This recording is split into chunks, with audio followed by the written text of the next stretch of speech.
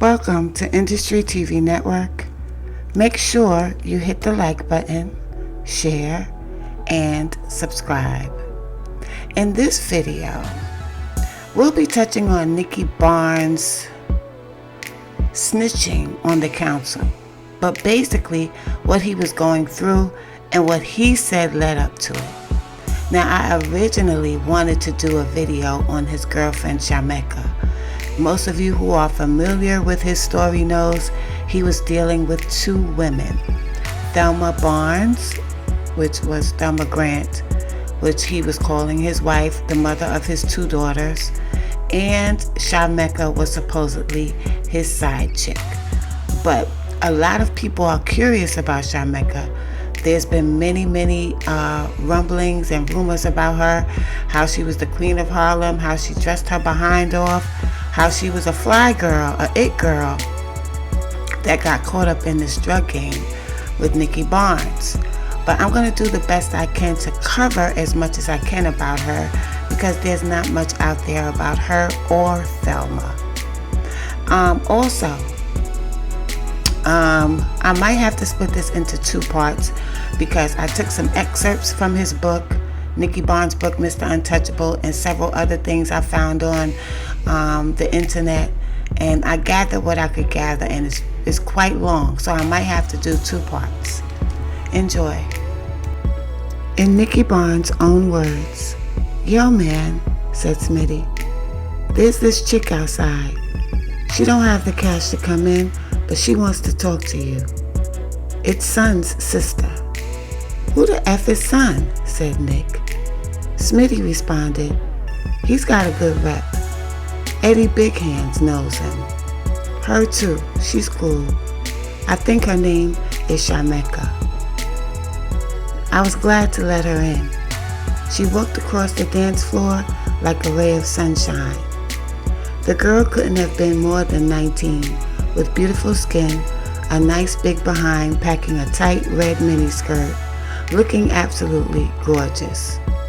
"Just a club soda," she told the waitress, "with some grenadine and a squeeze of lemon." I interrupted and ordered Chateau Mouton Rothschild. I asked Shamecca how I could help, and she said her brother was stuck in jail without collateral for his bail. I knew how that felt, but was too caught up in her deep brown eyes to hear her sob story. "It's just that Son is hooked up with Guy, Mr. Barnes, and Guy promised to post bail weeks ago.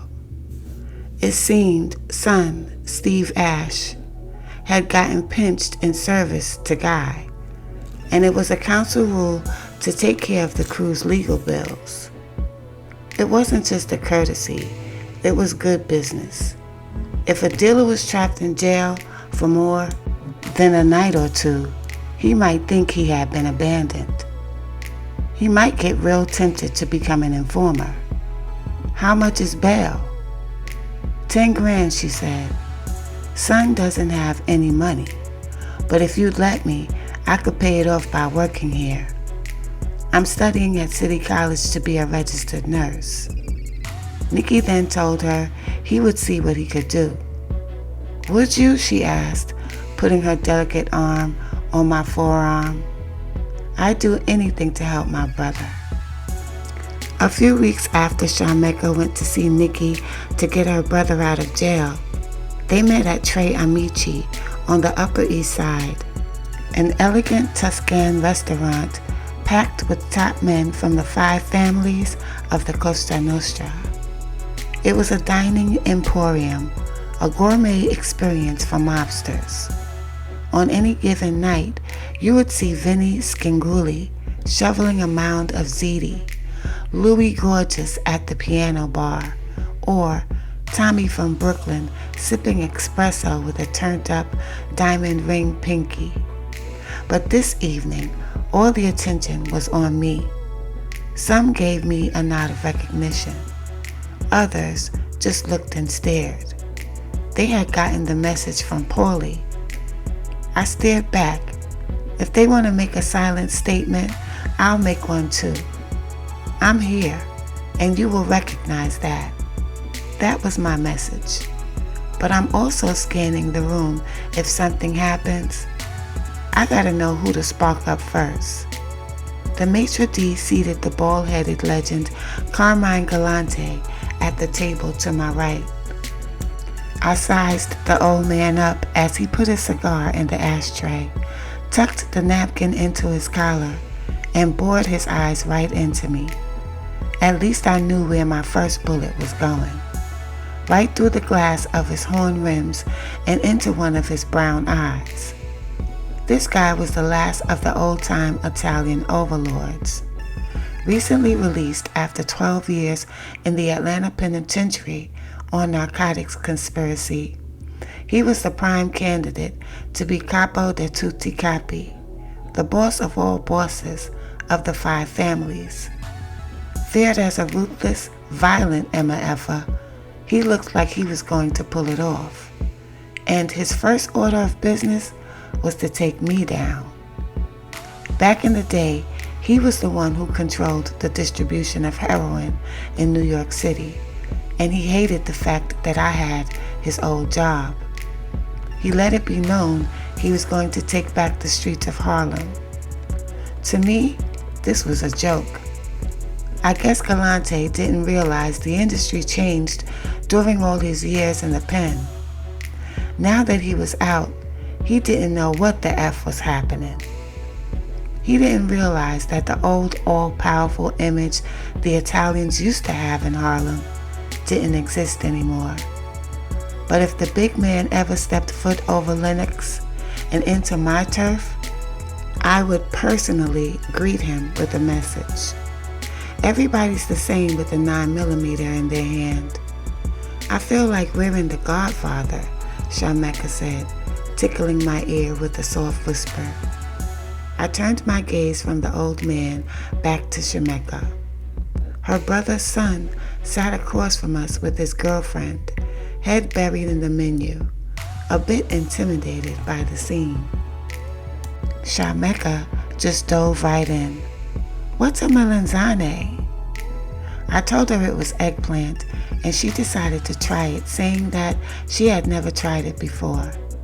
Shamecca had a real curiosity about her. I wasn't surprised she was a college girl. We got to talking about her poetry class, and while I could have won her over with the poem I memorized in the joint, seduction has its stages.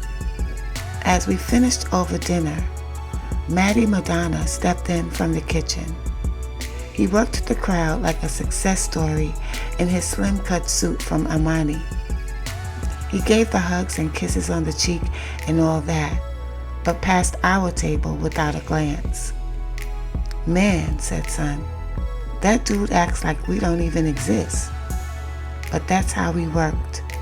No need to publicize our association. Besides, everybody in the room knew the deal. With me moving his goods, Madonna had millions of dollars. Shamecca was first to the pool the next morning. The girl was young and had a lot of energy. She didn't like to sunbathe, so we smoked some weed and saw Stingray City from the glass-bottom boat. Then we water skied, went cave diving, and shot underwater photography. Tourist shit, but wholesome fun. At dinner, Shamecca ordered an exotic French wine, plus sauteed shrimp for the table.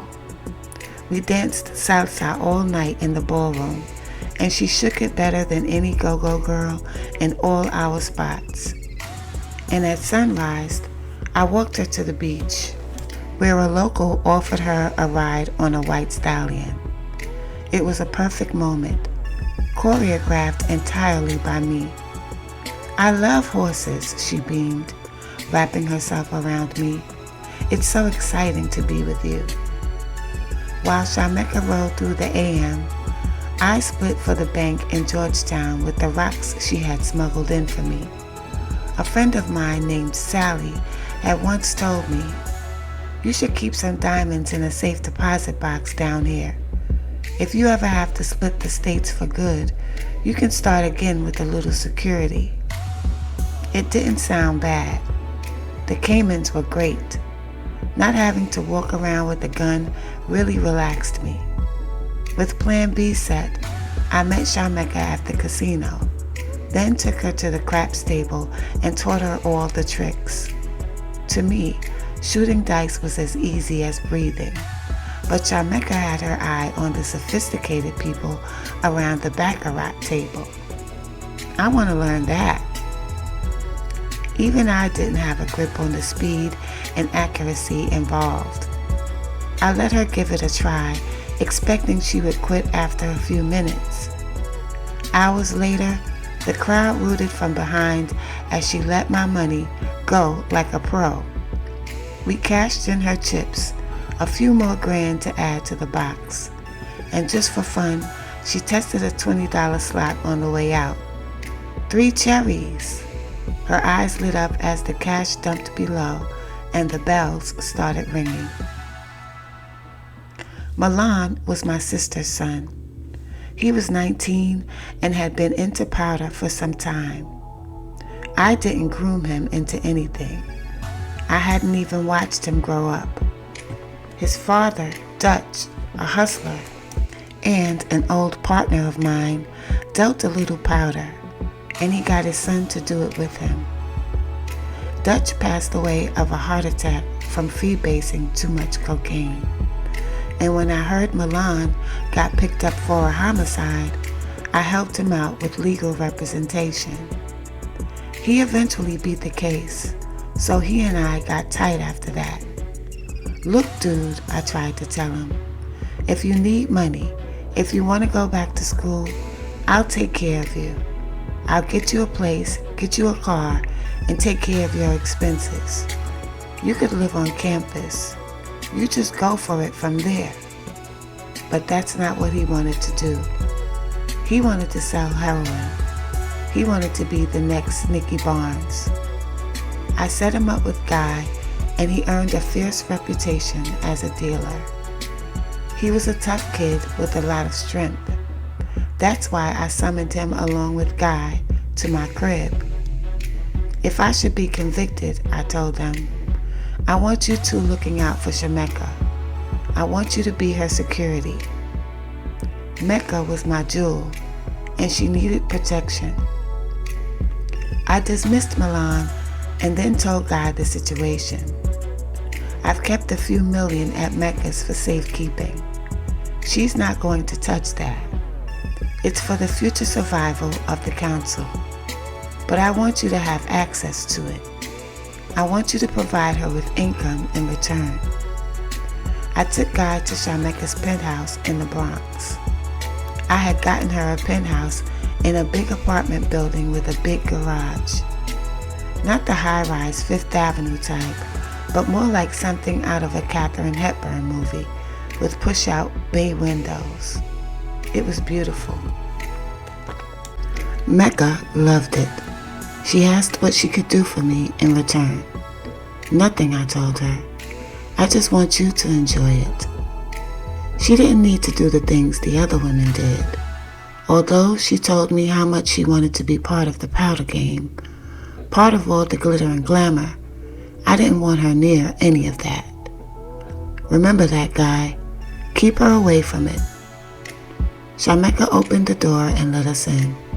She didn't have on any makeup or perfume. She was as beautiful as I had ever seen her. Shamecca, this is my brother. Treat him as you treat me. Guy left soon after, so Mecca and I were alone. She held my hand as we sipped lemon trache. Your nails look so nice, and that ring is beautiful, she said. I had a nice diamond ring on that I paid a couple $100,000 for. Our favorite group at the time was LTD, Jeffrey Osborne. We listened to that on the 8-track and smoked a lot of dust. Not just a little bit. Shortly after this, Nicky went to his court date and was sentenced to life imprisonment without parole and fined $125,000. Every time I went to prison, I came out with better contacts in the powder game. You can associate with known felons without getting in trouble, and don't even have to worry about surveillance because they can already see you. In Marion, they didn't have any quarterback dealers. No, they had the big boys, the biggest suppliers. And here I was, the biggest distributor. I had just finished another chess game in the yard when Herbie Sperling got up from his dominoes game and walked over. Herbie was a tough Jew from the avenue. He grew up with the Italians and acted like he was one of them. Along with Mikey Coco, he had been one of the top 3 importers in the city, and like me, was in for life on conspiracy, busted in a big shakedown on Pleasant Avenue in 1973. I remembered hearing that when the cops arrested him in a rented Benz and found 2 pistols in the glove compartment and an axe under the seat, he said, "You can be effing sure I will never rent a car from Avis again." Before he went in, he got to the guy who ratted him out. Cops found the victim's torso in the back of a burning car. The only way they could identify the body was from the guy's teeth that were found in his stomach. "Nicky, I have someone good who has product and needs to move it." "Who are you talking about?" "I know them all," Nicky said. "Mark Ryder, call him Jew boy like me, late 20s, small-time coke dealer, ran a chop shop and other work. I like him. I hooked him up with my people in France and Italy. He's going to be bringing in a lot of product, but he wants someone reliable to move it." "How do you know him?" Nicky asked. "He was on Gotti's crew working under the Gambinos, but he ain't no more. Gotti had to kick him out because he was selling dope, because the family wanted it that way, but that was just for show. He still works for Gotti, and Gotti's still in the dope business. But I figure you know people in Harlem who can take care of this." I asked Herbie the only question that mattered. "How much does he have? What can I do it on? What's the price?" "I gotta talk to Mark, but the price will be good, and it won't have been stepped on. And Nicky, you know, I'm kinda hoping my son, his name is Nick too, I'm kinda hoping he can help here as a middleman. He's turning 21. Good kid, but he needs some direction in life." "Let me think about it, Herbie." On April 23, 1979, the U.S. Court of Appeals for the Second Circuit denied Nicky's appeal. His lawyer, Breitbart, said, "We would go to the U.S. Supreme Court." I didn't have many visitors at Marion because it was a lot of work for anyone to come out to see me for such a short time. But still, people came. They started coming more and more because of problems back home. Decisions had to be made, or they wanted to fill me in on situations. Late in 1979, Thelma, Frank's wife Beverly, and Ishmael's wife Helen came to visit like 3 foxy browns. I could only see one visitor at a time, so as they strutted in one after the other, the inmates were checking them out and shaking their heads. I saw T, Thelma, first. I couldn't touch her, but she was nice to look at. After being in prison, you would be surprised how satisfying it is just to sit near an attractive woman. "I heard about this thing with Mecca, baby. What the F was you thinking?" Thelma's mother had just passed away, so I didn't want to be too hard, but she was doing some stupid shit that needed correction. I had recently gotten a letter from Shamecca. I told Guy to buy her a BMW, and she was seen driving it around Harlem. So when she was parked in front of the restaurant El Mundial near 116th and 7th, T knew it was hers and somehow knew that I bought it. Thelma parked her car, stormed into the restaurant, and gave Shamecca a beatdown. After they were separated, Shamecca left the restaurant, got into her car, and drove off. Out of nowhere, T rammed her BMW, a full-on collision. The women got out of their cars and began fighting again. Bystanders had to break them up. I had bigger fish to fry. The council had been effing up, so I went to someone with more smarts, bigger balls, and better instincts than all of them. I summoned Thelma to Marion. It was July 4th, 1980, when I sat down with her. She always came to see me for Independence Day, but she looked bad with 2 swollen black eyes. Not from a beating, but from a cosmetic surgeon on 5th Avenue who removed the bags from under her eyes. I didn't get it. T was all of 28. She just had too much money on her hands. After giving her instructions on moving some powder, Thelma said, "Baby, I saw your little bitch Shamecca with Guy at the basketball game. Guess they're real tight now, 'cause she had her hands all up in his hair and stuff like that.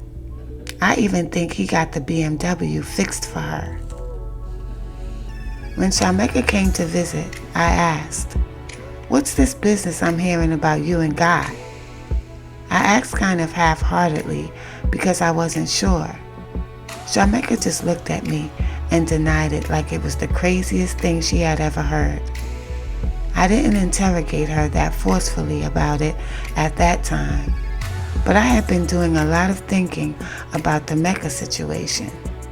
See, before I went to jail, I expected Guy to be an honorable person and set it up so he would be the one to provide for Shamecca. To remedy this, I needed to give Shamecca another source of income, means to support herself that had no ties to Guy. While Nicky was locked up, Guy started dating a woman named Shamecca, his boss's girlfriend. Nicky felt that it violated the code, the one the 7 members of the council swore to live by. Nicky Barnes was married. Shamecca was his girlfriend. Every time we read about the council, Shamecca was mentioned as a side piece, the woman that got between Nicky and Guy.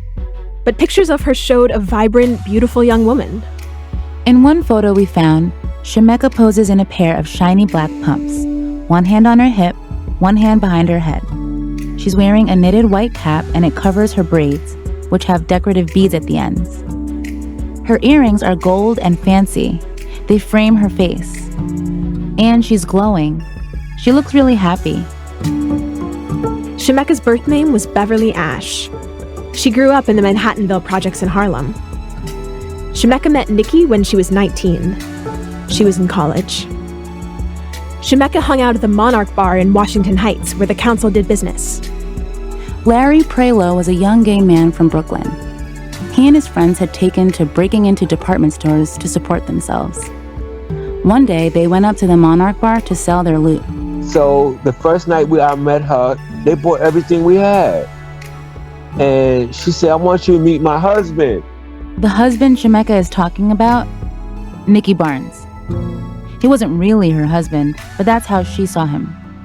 This was before Nicky went to prison, when he was still Mr. Untouchable.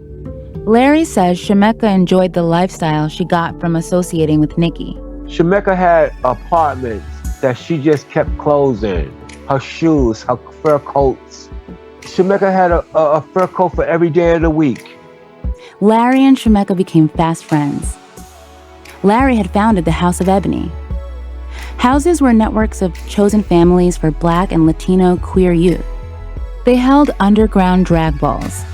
Different houses competed in categories for money and for clout. The ballroom was like a party, a performance, and a competition, all rolled into one. Larry invited Shamecca to walk in a ball. Jump, jump, jump to it. Jump, jump, jump to it.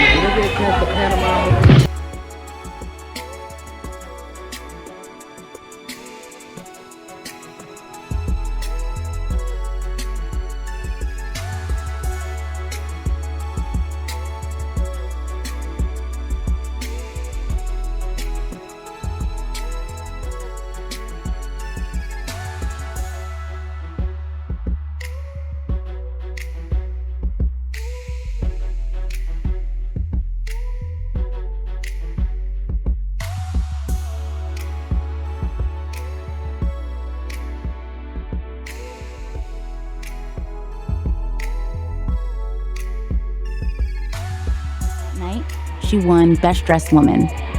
Shamecca was now officially an Ebony girl. Shamecca was a beautiful woman every day, but she was a gangster at night. Shamecca worked alongside the council in the drug trade. So once Nicky got locked up, Shamecca was the queen of the throne. You know, you have the kingpin, now you got the queen. we wondered why Shamecca and Guy Fisher would take such a risk, start sleeping together, when they must have known that if Nicky found out, he'd be livid. Especially because, according to Larry, Shamecca was in love with Nicky, or at least with his lifestyle. Eventually, someone tipped off Nicky in prison about Guy and Shamecca. Here's ghostwriter Tom Folsom again. You're talking about some classic kind of Machiavelli stuff. It's like, don't outshine the master. It was a love triangle that would erupt into a devastating end for Guy and for Shamecca. They were public friends of mine that were supposed to be doing things for me, you know. That's Nicky Barnes in a phone call with a deputy U.S. attorney. There were a couple of friends of mine, he tells him, that were supposed to be doing things for me. Yeah. Well, they're doing things against me, really. And they're doing things against me, really. Mm-hmm. Nicky's explaining why, in 1982, he decided to turn state's witness against the council while in prison. And I have no way to reach out to get to him, and I want to get back at him, really. Mm-hmm. That's my primary reason. It was the only way to get back at them, he said. Nicky gave the government a long list of names, including Shamecca and Guy Fisher. Guy, who he saw as a son. Nicky even ratted out his wife, the mother of his 2 young daughters. Years later, in a phone interview with New York Magazine, Nicky elaborated on why he did what he did. As far as Guy Fisher was concerned, I said, Guy Fisher, I gave him a woman of mine that I expected him to look out for, and I expected him to take care of her. I expected him to start fucking her. I don't know why he had the bonus, and then I don't know why the other council members let him live after they knew he did it. When I realized that they left me on the battlefield to die, you know, I just said, no, I'll pull them motherfuckers in here with me. I'll pull them in here with me and let them see what it's like. No, I don't regret that. I would rather be out here than to be in there with them. When Nicky cooperated, he spilled everything. He testified about Guy's time in the council. Philip Douglas was a federal prosecutor in the case. In 1983, he brought Guy Fisher to trial again. Nicky and another informant testified that Guy had personally committed several murders. Nicky said that one time, in '76, Guy shot someone at such close range that the victim's clothes caught on fire. I remember that because it's just as that testimony was coming in, one juror seemed to be physically disturbed, and we had to adjourn the trial so that she could recover, as I remember. I think there was another murder as well where this person was accused of being an informant, and Guy Fisher shot him while he was begging for his life. But the jury ended up acquitting Guy on the murder charge. All the evidence was hearsay. Neither man claimed to have actually seen the events take place. And Fisher's lawyers argued that they both had reason to lie.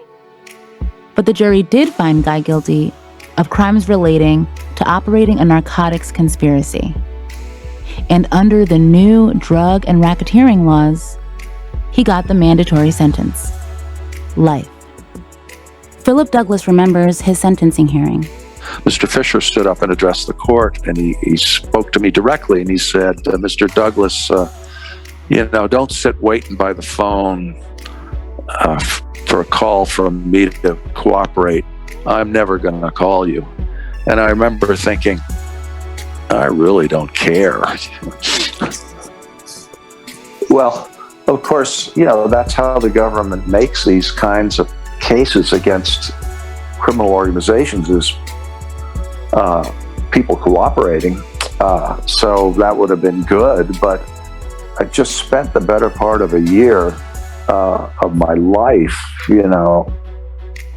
basically 7 days a week on this case. And I just, I was exhausted. And so I wasn't like sitting around hoping he would give a call, that's for sure. And of course, he never did cooperate. When Nicky Barnes snitched, the Italian drug suppliers were furious. They blamed Shamecca. She was out on bail waiting for her trial. She stopped coming to the balls and stuff. She didn't want to be in crowds and stuff. She was just scared.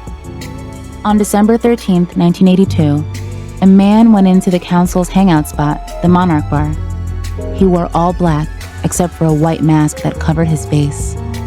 Shamecca was there, sitting on a stool.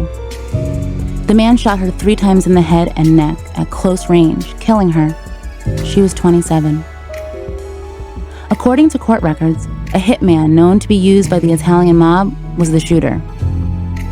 Larry from the House of Ebony remembers being in Harlem for her funeral. They closed the streets. They had Shamecca on a carriage. Tom Folsom, the ghostwriter of Nicky's autobiography, says that Nicky idealized Shamecca and was probably in love with her. But still, he doesn't remember Nicky expressing sadness about her death. But Nicky did speak angrily about Guy, his former protege. I remember one time I had some fruit on the table, and he grabbed like a mango and Nicky, and he started eating it like a apple, just like biting into it. And he's like talking about Guy and just like devouring this mango. And it's like a thing had clicked in his head, and he just goes off, right? That was when I would hang out with Nicky, and he got sort of scary when he would talk about Guy. Yeah, that anger was there, and then I'm like, oh yeah, this guy I could see how Nicky would kill somebody. It's like, oh, Nicky's going off the deep end here a little bit, even though he's an old man at that point. Now, I guess that begs the question, is this Nicky's true feelings, or has he built this narrative up in his head so much that it's his justification for snitching?